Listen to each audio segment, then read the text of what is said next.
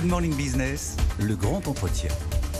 Et notre interview aujourd'hui, c'est Benoît Ramozzi, secrétaire général de l'événement. Merci d'être en direct avec nous dans Good Morning Business. Alors évidemment, on sait que le secteur de l'événementiel a du mal à se reprendre par rapport à avant la crise sanitaire. Qu'est-ce qui fait que l'activité ne repart pas comme avant ?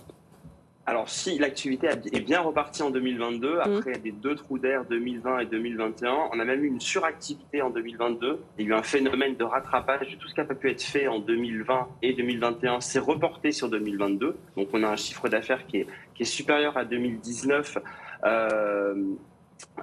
en 2022. Maintenant, la grande interrogation, c'est 2023. On va sans doute revenir à un rythme de croisière, on va dire un marché un peu plus serein, un peu moins tendu aussi au niveau de l'emploi, car il a fallu, pour faire cette année 2022, il a fallu recruter énormément de talents et de jeunes collaborateurs au sein des agences de communication événementielle et plus encore.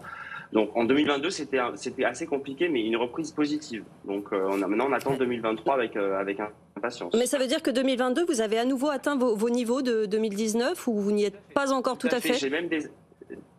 On a atteint 80% de mes agences ont atteint un niveau équivalent à 2019 et il y a même 20% de mes agences qui ont atteint un niveau au-delà de 2019, ce qui était assez inespéré. Mais bon, après 2 années de quasi rien du tout, on va dire que c'est assez normal. Les entreprises aujourd'hui sont beaucoup plus regardantes qu'avant la crise sanitaire sur les frais de déplacement de leurs collaborateurs pour des raisons économiques mais aussi pour des raisons écologiques. Ça évidemment c'est une donnée compliquée pour votre secteur d'activité. Alors, on n'a pas encore identifié ces données-là sur le secteur. En revanche, je sais que les agences de communication, quand elles sont sollicitées par des grandes marques, des grandes entreprises françaises, elles s'adaptent en fait. S'il faut faire déplacer un peu moins, on fait déplacer un peu moins loin aussi, parce qu'on peut très bien faire déplacer de très beaux voyages et de très belles opérations en Europe.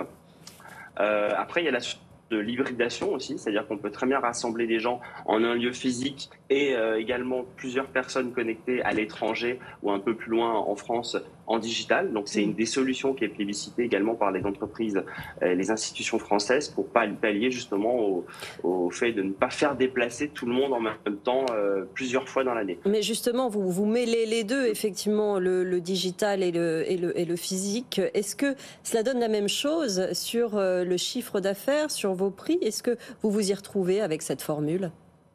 Écoutez, pour moi, oui. En tout cas, en 2022, ça a fonctionné. Bien évidemment, il y a des ajustements à faire. Vous savez, quand on fait de l'hybridation, on va peut-être mettre un peu plus l'accent sur le contenu, donc travailler un peu plus le contenu que l'agence va réaliser pour le compte de son client. Donc on mettra peut-être un peu plus le paquet sur ce sujet-là, ce qui est plus intéressant pour l'agence d'ailleurs, de travailler le contenu, comment on accroche le public, qu'il soit à distance ou en présentiel dans la salle. C'est ce qu'il y a de plus intéressant, je veux dire, dans notre métier, c'est d'attirer et de capter l'attention.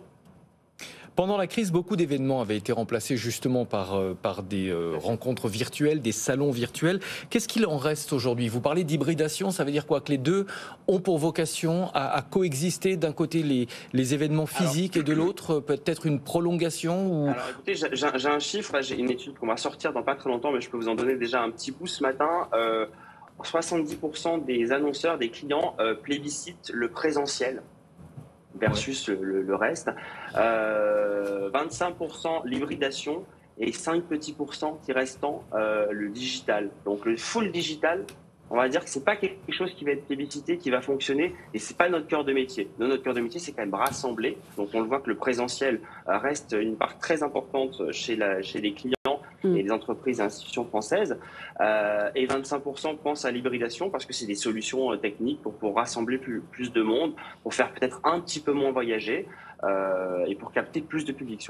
Et qui représente aussi certainement moins de coûts finalement. Je lisais que le métaverse était envisagé parfois pour l'avenir de l'événementiel. Est-ce que cela fait partie des options? À quoi va ressembler l'événementiel dans 5 à 10 ans? Alors, vous allez un petit peu loin déjà. Le métaverse, pour moi, c'est très bien, hein, mais ça ne remplacera pas ce qui se passe lors d'un événement physique, le relationnel informel. Alors, c'est un très bon outil. Et c'est un outil qui va, à mon avis, compléter, qui va permettre de faire vivre des expériences. Pour moi, c'est une expérience, le métaverse, à ce jour, aux visiteurs, au public des différents événements corporate et j'en passe. C'est une expérience supplémentaire. Ça ne remplacera pas, à mon sens, et peut-être que dans 20 ans, 30 ans, ceux qui prendront la suite diront le contraire. Mais voilà, ça ne remplacera pas ce qui se passe en réel et en physique, parce que c'est impalpable, ça échappe même aux organisateurs parfois, au détour d'un couloir sur un salon ou après une conférence, après un roadshow, etc. Il y a beaucoup de choses qui se passent, beaucoup de choses informelles. Je ne suis pas sûr que le métaverse, pour le moment, y réponde. Peut-être dans quelques années, mais en revanche, c'est un outil supplémentaire, une expérience supplémentaire qui permettra peut-être de faire vivre une expérience différente de ce qu'on vit en présentiel ou en digital. Les entreprises sont de plus en plus regardantes, elles font de plus en plus attention à leur empreinte carbone, y compris lors d'événements, de salons. Comment est-ce que vous répondez à cette exigence ? Déjà, c'est une très bonne question. Alors, on avait déjà un petit coup d'avance sur les événements éco-responsables et engagés. On n'a pas attendu la crise, on n'a pas attendu d'avoir toutes les discussions qu'on a actuellement. C'est que la plupart de nos entreprises, elles sont en train de se certifier à la norme ISO 221, qui est une norme dédiée à l'événement, en fait, à la production, à l'organisation d'événements le plus responsable possible dans son management et dans son impact. Aujourd'hui, on a pas loin de 60% de nos agences à l'événement qui sont certifiées ou en cours de certification. Et s'ajoute à cela, bien évidemment, tout un tas de mesures sur la gestion des déchets, sur l'utilisation de matériel à impact énergétique très soft. Également les traiteurs aussi. C'est toute une chaîne de valeur qui s'organise depuis des années pour faire des événements propres. Donc, et on avance, on continue d'avancer, de progresser, parce que déjà, c'est demandé dans le cahier des charges des clients. Et donc, les agences se mettent au carré et au niveau depuis déjà 2018. Vous nous en parliez tout à l'heure, les problèmes de main-d'œuvre, de personnel dans votre secteur, les difficultés de recrutement. Cela concerne quel poste et quelle ampleur ? Alors, ça concerne. Alors, il y a des tensions, mais des tensions qui ont été. C'est le résultat de tout ce qui n'a pas pu se jouer en 2020, 2021, qui est joué en 2022. Donc, il a fallu staffer les équipes. C'est essentiellement des postes de directeur de projet, directeur de production.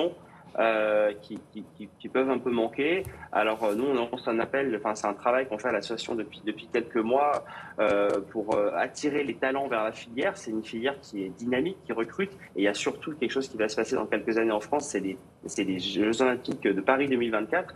On va avoir besoin de main d'œuvre et c'est une chouette aventure quand même de participer à ces Jeux, parce qu'il va y avoir la cérémonie d'ouverture, il va y avoir tout un tas d'événements organisés autour des Jeux Olympiques.